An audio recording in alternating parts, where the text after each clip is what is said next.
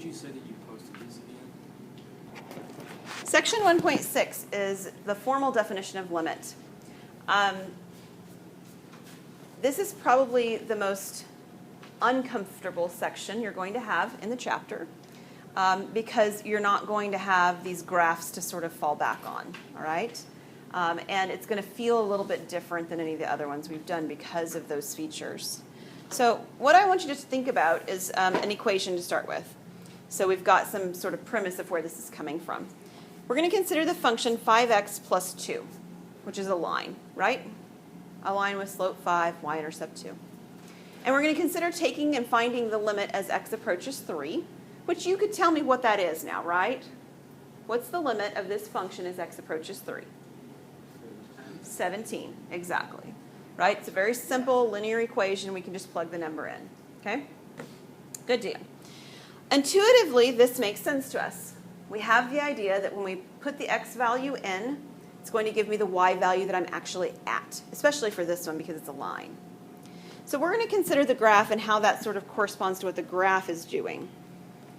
All right, so like we said, this is a graph, and I'm going to give a rough estimate. I'm not going to worry too much on the exacts, but Can we draw this graph, please?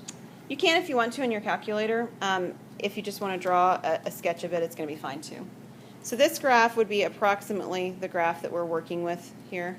It's got a positive slope. It's crossing the axis. What I'm saying is 2. And we're interested in finding the limit as x approaches 3. So there's the 17, and here's the 3. And this is f of x equals 5x plus 2. Green is not the best color for this background. Let's make it a little darker.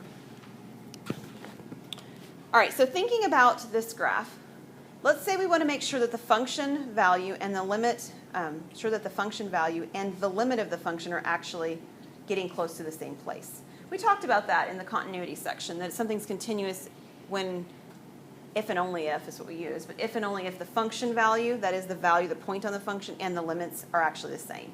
So we don't have any sort of jumps in the graph or places where we have holes and then a function value defined somehow else.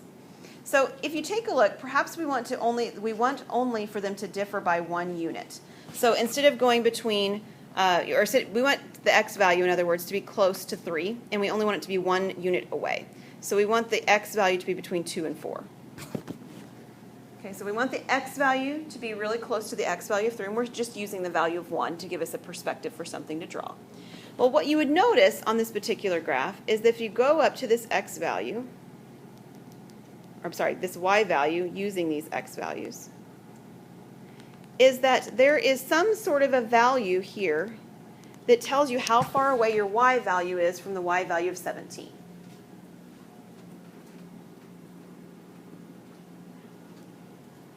Does that make sense? There's a specific distance here that corresponds to this distance of 1 here. And the distance doesn't have to be 1. In fact, it's not on this one. This distance is not 1. In fact, we can figure out what it would be.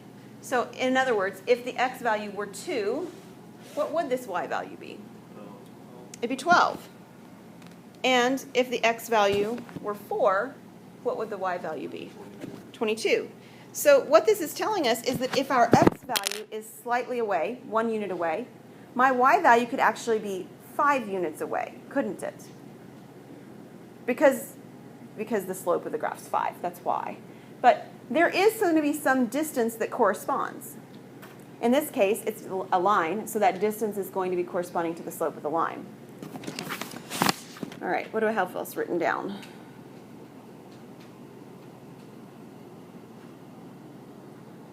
All right, so now let's go backwards. Let's say instead of talking about the x distance, okay, I don't want to do that. That'll work.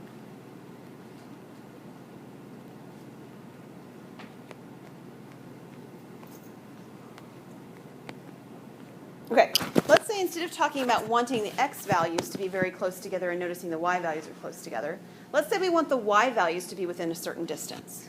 This is what's written in your notes. Let's say that we want our y values, instead of differing by 5, which is what we found they were just a minute ago, we only want the y values to differ by 1.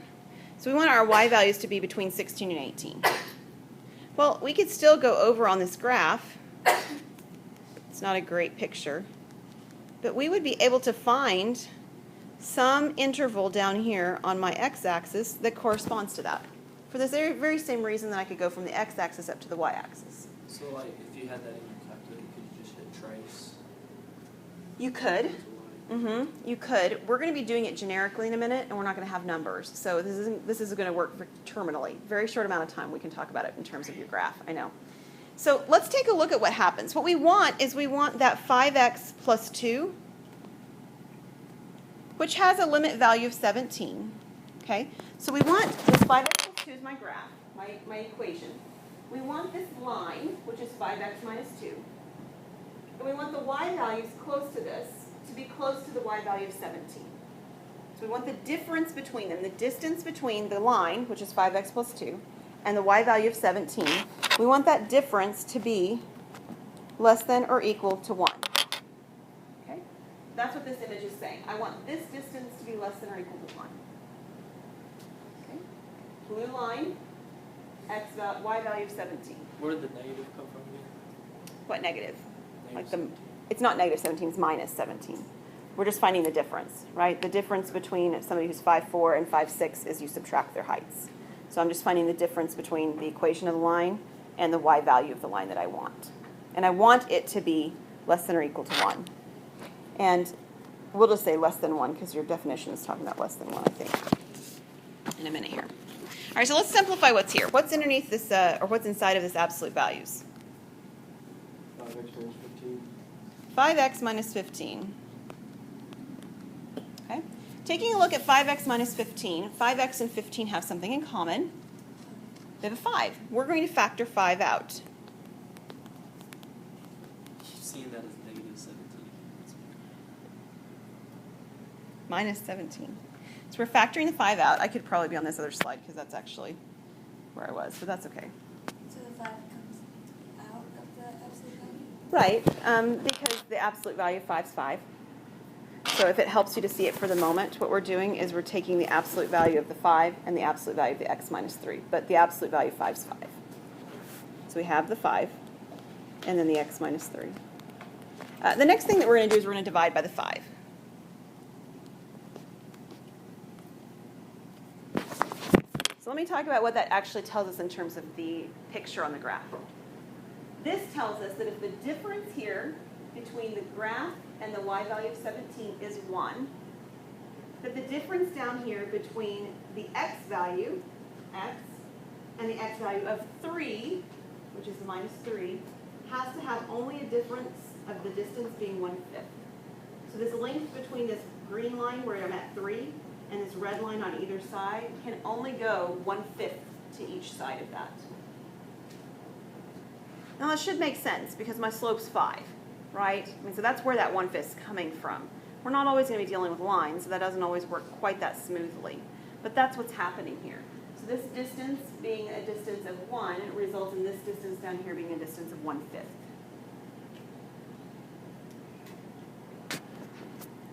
So in order for the 5x plus 2 minus 17 to be less than 1, we have to have the x minus 3 to be less than 1/5.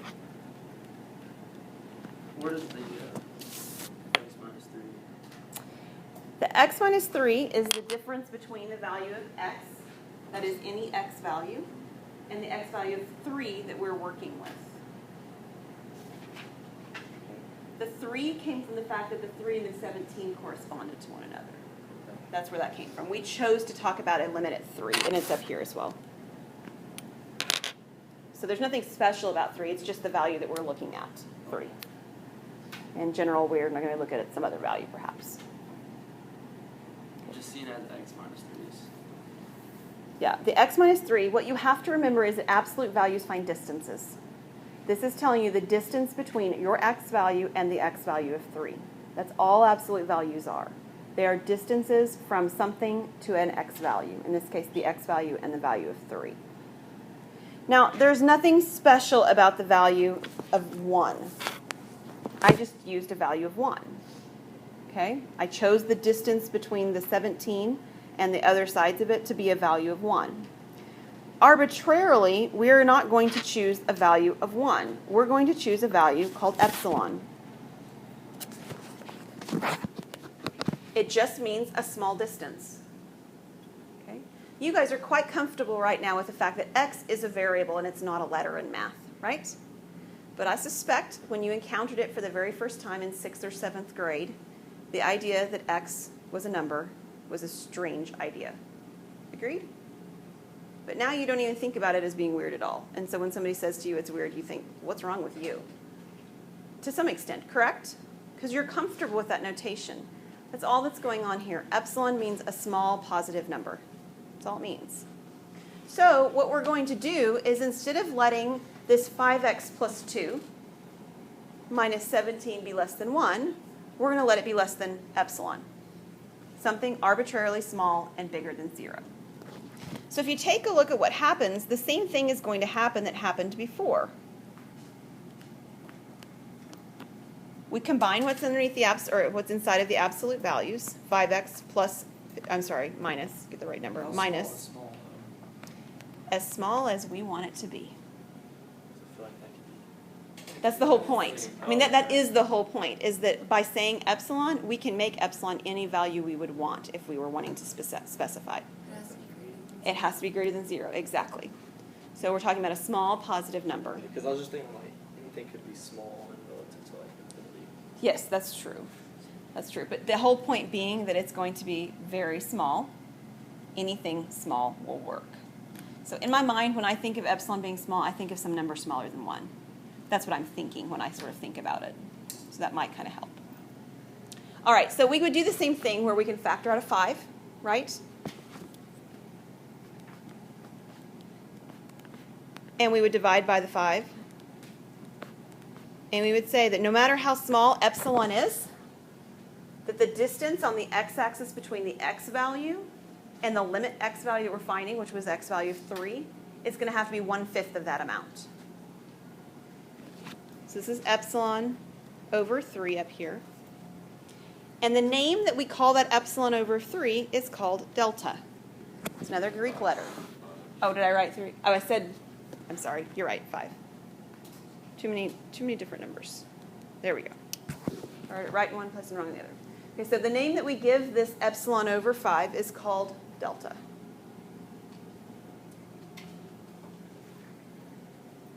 What I'm trying to get you to see on the front page of the sheet is where the next page is coming from.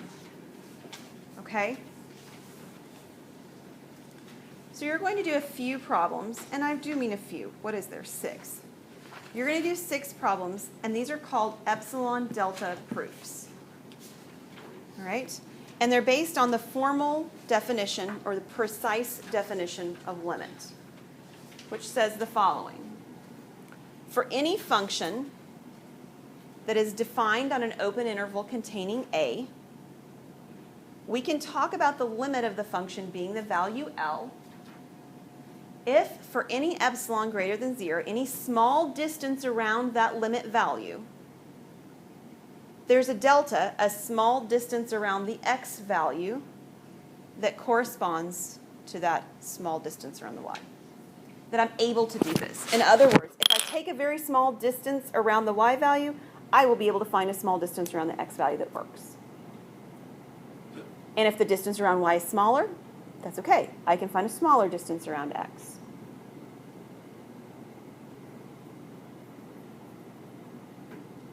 Okay. We're talking about taking very small distances. And you guys have done it. You've just done it intuitively. You've done it intuitively if you've looked at the graph and you've said, look at my hands. They're getting really, really close together, right? And as they do that, the y values are getting close together and the x values are getting close together. That's all you're doing. You're just doing it now with symbols. So let's take a look at how that actually works. So the directions are going to say something like this. Symbolically find delta in terms of epsilon. So what are we going to do? Well, just like in the last example, we're going to set up absolute values. The absolute value is going to take the function, in this case 3x plus 2, minus the limit value, which is negative 4. What that does is it says, I'm talking about the distance between my function and the limit value of the function, the y value. Okay? That's what you're doing here. And you want that distance to be less than epsilon. And as you work, your goal in the end is to have this number right here end up with x minus that value. This is my goal. To be less than some number here that we call delta. Is it always going to be less than epsilon? Yes.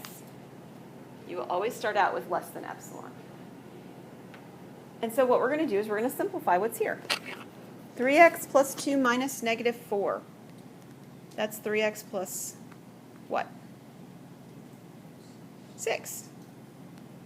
Less than epsilon. 3 and 6 have a factor in common, correct? Namely? 3. And 3 is positive, so the absolute value of 3 is 3. We could pull it out. And then what do? Divide by 3. So my absolute value of x plus 2 is less than epsilon over 3.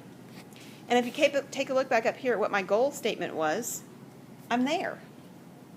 X minus negative 2 is x plus 2. I got there. This value right here is the delta I'm looking for. I found delta and you found delta in terms of epsilon. Now, although the directions say symbolically find this, you're not done. Your answer is going to have language involved. It's going, I know, it's scary. It's going to say something like this, all right? It's going to say, we can say the limit, I'm going to run out of space if I do that. The limit as x approaches, in this case, it's the number negative 2, of 3x plus 2 equals negative 4, because for any epsilon greater than 0, there exists a delta greater than, we'll say delta equal, in this case to epsilon over 3, also greater than 0, because epsilon's greater than 0, such that when, and here's where it looks like we're going backwards, when x plus 2, or we'll say minus negative 2, is less than epsilon over 3, then 3x plus 2 minus negative 4 will be less than epsilon. And missing.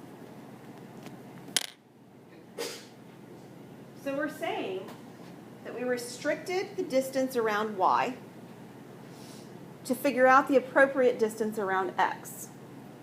Okay, it was epsilon along y, it becomes epsilon over 3 along x.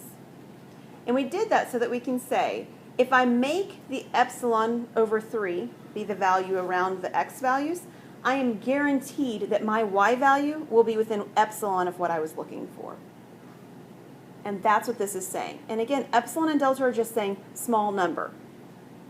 It allows us to do this in a general way instead of a specific number of 1 or 3 or 2 or 1/2 or whatever.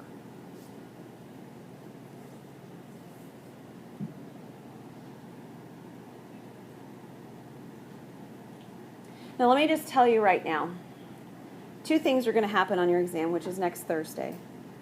I'm going to ask you to write this down, this definition verbatim. You need to memorize it.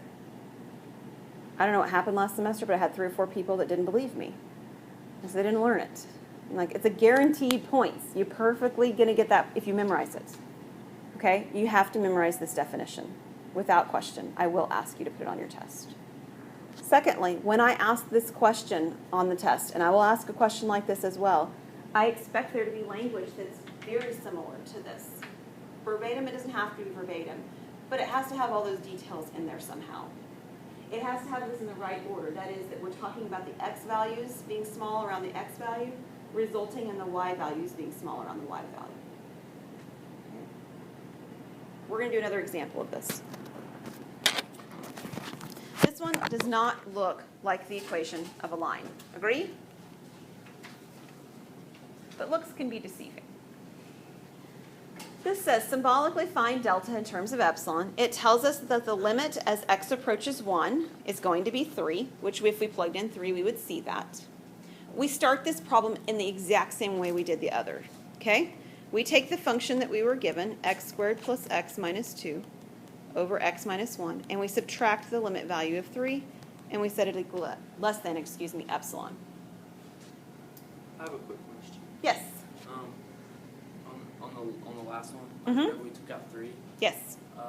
what would happen if that was a negative? We would actually take it out as a positive because we're taking out the absolute value. Yeah, so if we had taken out a negative 3, it would become positive because we're pulling it out of an absolute value. And I think you do actually have one that does that on your homework, if I remember right. So, yeah. All right, this one. How are we going to simplify what is inside the absolute values?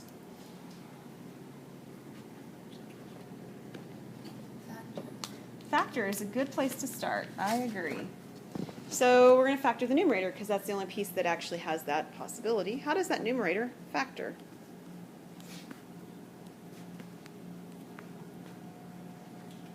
Cancel the minus 1.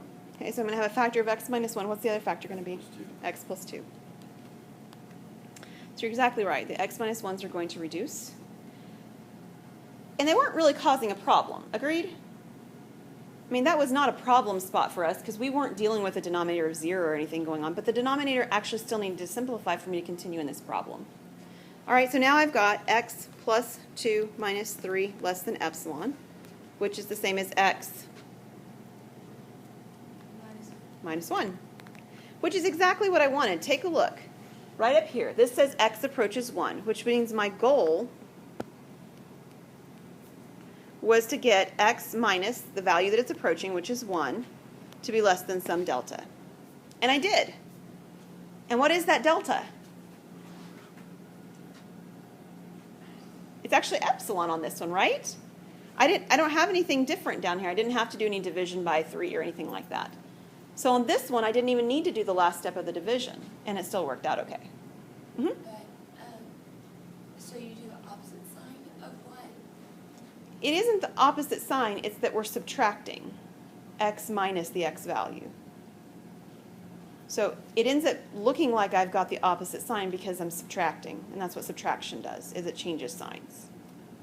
So this one becomes x minus 1 because it was approaching the value of positive 1. So Okay. like, just to be clear, Mhm. whatever on our goal or Yes. whatever, and it has the absolute value of x minus 1 or whatever, that does not mean minus. That just means. Right, Well, it does. It means difference between. And you find the difference between two values by subtracting. Right? Difference means subtraction. So if you talked about, the difference between your weight today and your weight 6 months from now, you just subtract the two numbers. It's the same thing. So it does mean subtraction, but it's coming from the idea of doing the difference between two quantities. All right, so am I done? Oh no, not done. We need some words. So somebody tell me, using what we did on the last problem, what might I say? We can say, I think that's a good place to start. Limit as x approaches 1. So we We can't say whole it's number. Yeah, I mean, basically we're saying we can make the claim. We're able to use this information to show that. I just use the phrase we can say. We can say the limit as x approaches 1 of our function x squared plus x minus 2 over x minus 1 equals 3. Now what? Because for any.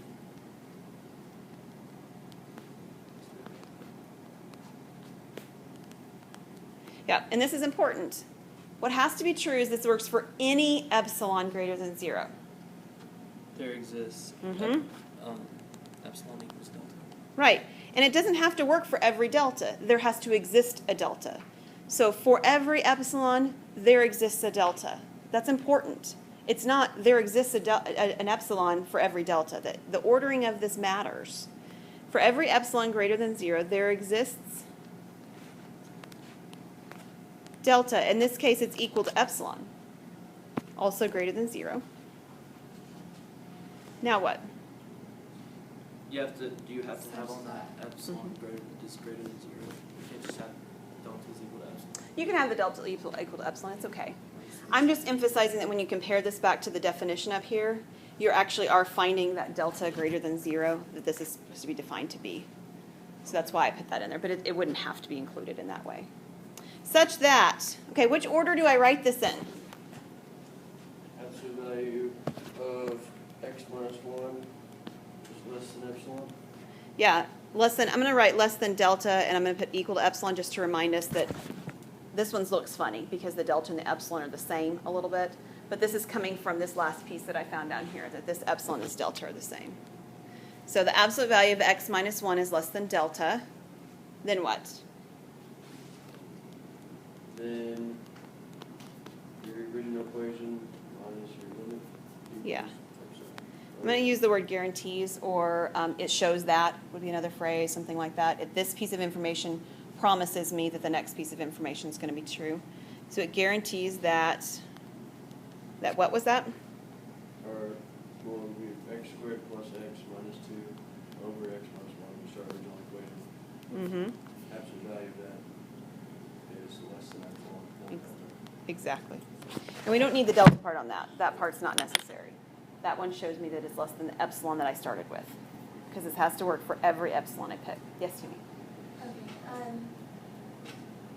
have two questions. On the, when you say x minus 1 is less than, can you say e, which equals that little 8? That's fine. I was emphasizing here that it's actually the delta value, because delta and epsilon are the same on this one, whereas like over here we didn't have that going on in this one. You see that? Right. It was less than epsilon over 3. So I just wrote it in as epsilon over 3. There was no confusion that I'm trying to say it's less than the epsilon I started with. It just happened to be a little bit awkward on this one because epsilon and delta actually ended up being the same. And then, okay, the last sentence is one Mhm. like, I remember like when you actually start saying that it guarantees, and then before that when it says like, when you're saying that x minus 1 is less than Mm-hmm. the epsilon, is that the, Then less than the delta, or the epsilon in this case is the same, yeah? yeah, and then it guarantees that it's, okay, so you're trying to get it less than? Well, what you're saying is that if you take a small distance around x, down here, in this case, that small distance means I go either direction no more than epsilon. That up here on the y-axis, I will also be small distance around the y value limit that I'm working with. So that's what we're saying. We're saying if I make this x value distance small enough, if x minus 1, the difference between the x value and the value 1 is within a small little bit called epsilon, that it will also guarantee that around the y limit value up here, in this case it was 3, that the distance that I can go is also going to be within that epsilon value. Quick question. Why, Yep. like on this one you use the wording of guarantees, Yes. and then on the other one you didn't. Yeah. I used then. That's okay. It's the same Yeah, thing. it'd be the same thing. That this piece Okay. actually tells you that the next piece is probably is going to happen. Okay. So yeah, then is fine. I used guarantees here. You could say shows that or proves that or tells us or something like that. Gotcha. Yeah, that's fine. Any other questions? All right.